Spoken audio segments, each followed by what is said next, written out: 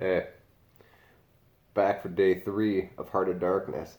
I assume that you could hardly sleep last night for the anticipation and excitement of finding out what happens once he gets to the central station.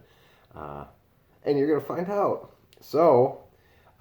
As usual, I would recommend taking notes on this. I think this is going to be useful for your paper. I provided the questions that I'm going to be lecturing off of, um, and I think that will be useful to you too. So, again, as usual, if you have questions, please let me know. Email is probably the quickest way, but let me know. So, if you can open up to page 35, this is when they get to the second of 3 stations. So, the first station was where they were trying to blow stuff up and build train tracks that go to nowhere. Then they had that long 200-mile hike, right? And then they get here, and it said on page 35, he found out that his boat was sunk on the bottom of the river.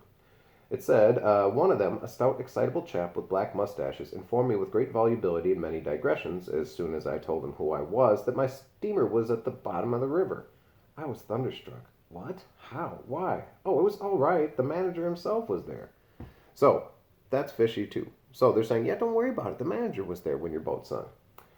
Everybody had behaved splendidly. You must go see the manager at once. He's waiting. Now, Marlowe then comments on this in the next paragraph, and he said, I did not see the real significance of that wreck at once. I fancy I see it now, but I'm not sure. Not at all. Certainly, the affair was too stupid, when I think of it, to be altogether natural. But at the moment, it presented itself simply as a confounded nuisance. Too stupid to be natural. And the manager was there. And the people he's talking to at the station say, don't worry about it. Don't worry about it. Everyone's doing what they're supposed to do. Now, somebody does not want him to continue up the river. At this point, we don't know who it is, right? But the manager seems to not want him to go on. Okay, going on. On the next page, 36, he talked about in the interview with the manager. My first interview with the manager was curious. And it said, he did not ask me to sit down after my 20-mile walk that morning. And it came at the end, his smile. It was unconscious, this smile was, though just after he had said something, it got intensified for an instant. It came at the end of his speeches like a seal applied to the words to make the meaning of the commonest phrase appear absolutely inscrutable. He was a common trader, and his youth employed in these parts, nothing more. He was obeyed, yet he inspired neither love, nor fear, nor respect. He inspired uneasiness. That was it, uneasiness, not a definite mistrust, just uneasiness. You have no idea how effective such a faculty could be. Now, this uneasiness, just making people feel not quite comfortable around them, works with Marlowe, right? In the short term, anyway. And then the manager goes on 37, and he said, once, when various tropical agents had laid low almost every agent in the station, he was heard to say, men who come out here should have no entrails. He sealed the utterance with that smile of his, as though it had been a door opening into a darkness he'd been keeping. Now, entrails are your gods, right? Now, he said, so at one point, after tropical diseases killed a whole bunch of his men should have strong stomachs to come out here, right? Because you could get sick very easily. Lots of diseases in the jungle and various things. But also, when you think about why a man would need to have a strong stomach to go out and do what they're doing, when you think about the awful things that are taking place and the terrible things they're doing to the African people, that works as a double meaning, right? They don't want people to get sick, but they also need to be able to be strong enough to do terrible things and not have it affect them mentally. Going on page 39, another page, it said, still, one must look about sometimes, and then I saw this station, these men strolling aimlessly about in the sunshine of the yard. I asked myself sometimes what it all meant. They wandered here and there with their absurd long staves in their hands, like a lot of faithless pilgrims bewitched inside the rotten fence. The word ivory rang in the air, was whispered, was sighed, you'd think they were praying to it. A taint of imbecile rapacity blew through it all, like a whiff from some corpse. By Jove, I've never seen anything so unreal in my life. Now, if you remember back to what Marlowe's aunt had said to him before he was leaving, about how your ability to do good is practically unbounded, and as she said, we'll wean the ignorant millions from their horrid ways, and she talks about all the great things that they can do, right? And we'll use that kind of religious language. Now, when Marlowe sees this, and he said, this is the most unreal thing I've ever seen, basically the people here are praying to ivory, right? And what they're doing is they're trading ivory like elephant tusks for lots of money, right? So the people, this is not about bringing religion or bringing hope to people or helping people. This is about trying to take as many natural resources from the places they can, right? And so Marlowe, this is one of those times Marlowe doesn't want to look at what's actually going on in front of him, like seeing his boat sunk, right? Because if he starts to look too closely at that kind of thing, then he's going to maybe come to answers he doesn't want to realize, right? Or see the heart of darkness. Moving on. The next one, on page 41. So first of all, we have a little fire on page 40. And there was a big grass shed on page 40, and it said various things happened. One evening, a grass shed full of calico, cotton prints, beads, and I don't know what else, burst into a blaze so suddenly you would thought that the earth had opened to let an avenging fire consume all the trash. I was smoking my pipe by the dismantled steamer and saw them all cutting capers in the light, with their arms lifted high, when a stout man with mustache came tearing down from the river, a tin pail in his hand, assuring everybody was behaving splendidly, dipped about a quart of water and tore back again. I noticed there was a hole in the bottom of his pail. I strolled up. There was no hurry. You see, the thing had gone off like a box of matches. It was hopeless from the very first. A African person, and again, there's some racist words in here, and I'm not pretending they're not there. You don't need to hear me say them. Was being beaten by. They said he caused the fire in some way, and be that as may, he was screeching most horribly.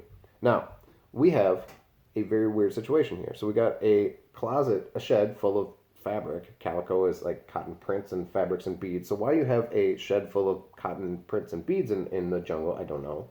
How it got lit on fire, we don't know. They just beat somebody to punish somebody for it. And then we have one dude running, and a quart of water is, not very much. And he ran all the way down to the river, filled up his little quart, which wouldn't be enough to put out the fire anyway, and then was running back as water was leaking out because there's a hole in the pail. When he says everybody's behaving splendidly, we saw that same quote when Marlowe first got there and saw his boat sunk, right? They're trying to assure people that what's going on is what is supposed to be going on here.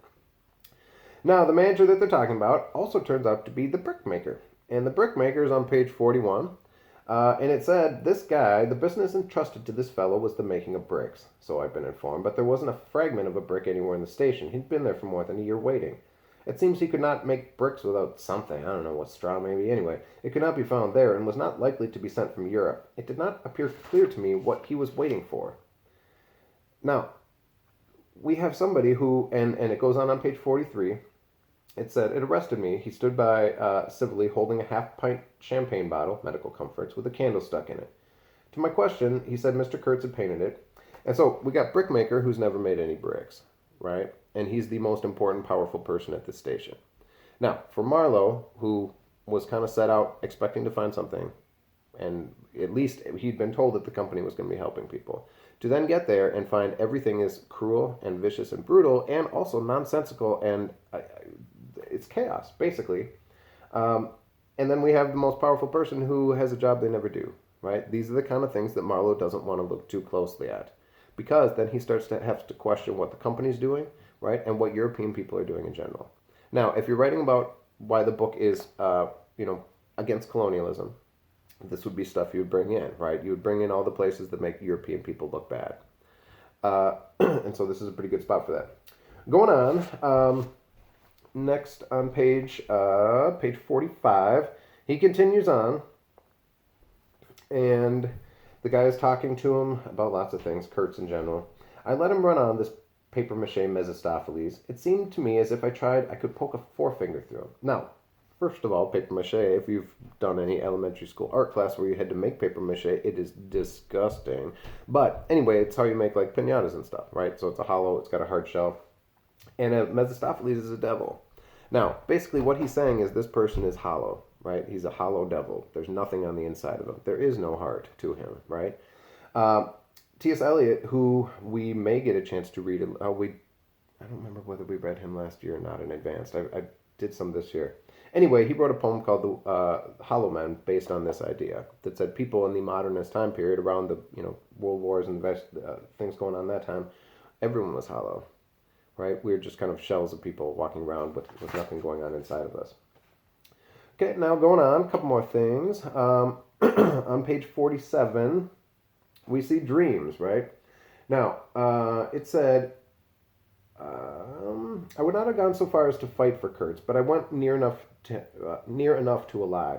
I hate, detest, can't bear a lie, not because I'm straighter than the rest of us, but simply because it appalls me. There's a taint of death, a flavor of mortality in lies, which is exactly what I hate and detest in the world. what I want to forget. It makes me miserable and sick like biting into something rotten would do. Temperament, I suppose. Well, I went near enough to it by letting the young fool believe anything he liked to imagine as to my influence in Europe. I became in an instant as much of a pretense as the rest of the bewitched pilgrims. Now, so he said, first of all, this idea that he hates lying and refuses to lie is important because, as we see what happens at the end, he ends up lying, right? So we'll need to come back to this. This is something he really hates. And so for him to lie at the end of the book when he's lying to the intended is a really big thing, right? And we'll need to kind of, at least you'll need to explain to yourself or try to answer to yourself why he would do that, right? Is he protecting himself? Is he protecting Kurtz? Is he protecting the company, right? And those different answers would feed into, is this book pro-colonialism or anti-colonialism? Is this book racist or against racism, right? Kind of depends on how you view all these things. Now, it said, now he's talking about Kurtz. He was just a word for me. I did not see the man in the name any more than you do. Do you see him? Do you see the story? Do you see anything? It seems to me I'm trying to tell you a dream, making a vain attempt, because no dream relation of a dream can convey the dream sensation, the commingling of absurdity, surprise, bewilderment, and a tremor of struggling revolt, that notion of having been captured by the incredible, which is the very essence of dreams. Now, first of all, he said he's trying to tell the story what it was like going up the Congo River to the people on the boat in Europe. It's like he's trying to explain a dream to them, right? And if you've ever tried to explain a dream, it's really hard to get at what it really felt like and what it was like and not have it come off as a really superficial explanation. So he goes on. He was silent for a while. No, it's impossible. This is one of those excellent, chilling, haunting, awesome lines from this book. No, it's impossible. It's impossible to convey the life sensation at any given epoch of one's existence. That which makes its truth, its meaning, its subtle and penetrating essence, it is impossible. We live as we dream, alone. Just let that hang around the air for a second. When you try to tell someone what your dreams are like and you feel like you can never really get at it, when you think about it, every thought you're trying to convey to other people and every feeling and emotion is similar to those dreams in that all of it takes place within you, right? And so basically he said it's really almost impossible to be able to explain these things and to explain ourselves to other people. We live as we dream alone. All the dreams you have are really yours, and that's it. No matter how hard you try to share them, no matter how clear you try to be, you never really can do it. And that's kind of what he's getting at here. All our lives, we live completely separate from everybody else, and we experience things that no one else can ever know about, and we're alone. It's sad. Now, going on 48. Now, this is one of those we talked about in the beginning where the unnamed narrator is talking about Marlowe's story. We come back to it here. He paused again as if reflecting and then added, of course, in this you fellows see more than I could. You see me, whom you know. It had become so pitch dark that we listeners could hardly see one another. For a long time already he was sitting apart. He was no more to us than a voice. Now, Kurtz is going to be described as a voice too, right? Another paper you could write is comparing Marlowe to Kurtz.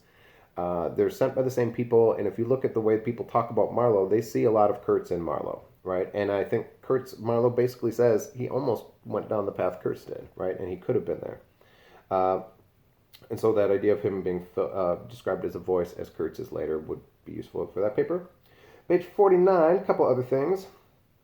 On 49, it said, what did I want? What I really wanted was rivets, by heaven. Rivets. To get on with the work, to stop the whole rivets I wanted. There were cases of them down the coast. Cases piled up, burst, split. You could kick loose rivets at every step in the station yard. So rivets, right, it's like kind of a screw or a nut or bolt. It's that type of thing. He needs it to fix the thing, right? And they get lots of shipments of things, but the one thing he needs to fix a ship, and the thing which was found plentifully down at the earlier station, he cannot get, right? Now, this makes him start to think that maybe someone does not want him to continue, and maybe someone does not want this boat to continue. Last couple things. On page 51, we talked about how Marlowe likes to stay on the surface of things and not pay attention to what's really going on in front of him. He talks about work, right? And this is what instead he likes to focus on. No, I don't like work. I'd rather laze about and think of all the fine things that can be done. I don't like work. No man does. But I like what is in the work. The chance to find yourself, your own reality, for yourself, not for others, what no other man can know. They can only see the mere show and never can tell what it really means. Now, the thing he likes about work is it allows him to focus his attention on one specific thing and ignore everything else, right? As they start to sail on the next up to the inner station, right, and they get attacked and everything, rather than focus on the cannibals on the bottom of the ship who are not eating the European people and are starving, right, which seems to contradict everything he'd been told about what was going on here, right? And the European people on the top of the ship are behaving really cruelly and awfully and shooting at people and doing all these things. What he focuses on is the driving of the boat, right? He focuses on not crashing it, not getting it stuck on things, and not getting it stuck on snags and various things. And that superficial surface attention allows him to not look too deeply into what's going on here, which is really what he does not want to do. And lastly, the Dorado Expedition. It talks about this devoted band called itself the Dorado Expedition, exploring expedition onto 54, and I believe they are sworn to secrecy. Their talk, however, was the talk of sordid buccaneers. It was reckless without hardihood, greedy without audacity, cruel without courage. There was not an atom of foresight or of serious intention in the whole batch of them, and they did not seem aware these things are wanted for the work of the world. To tear treasure out of the bowels of the land was their desire, with no more moral purpose at the back of it than there was in a burglar's breaking into a safe. Who paid the expenses of this noble enterprise? I don't know, but the uncle of our manager was the leader of that lot. So first of all, Marlows' company is supposed to be going out and bringing civilizing, and making things better and helping people, right? Then it talked about this other group, and basically they just want to get as much cash and steal as much stuff as they can from this place. Now, there's supposed to be a difference between the company and the Dorado Expedition, but the uncle of the head of their company is the leader of the Dorado Expedition, meaning there's a lot of kind of crossover between these two groups, and showing that these two groups are probably much closer than Marlowe intends to, or wants to see things as. That is it. So, again, I'm sorry that we have to do things this way. I hope things are going okay for you at home and everyone's staying safe and healthy. So, I will talk to you tomorrow. Again, if you have any questions, please let me know.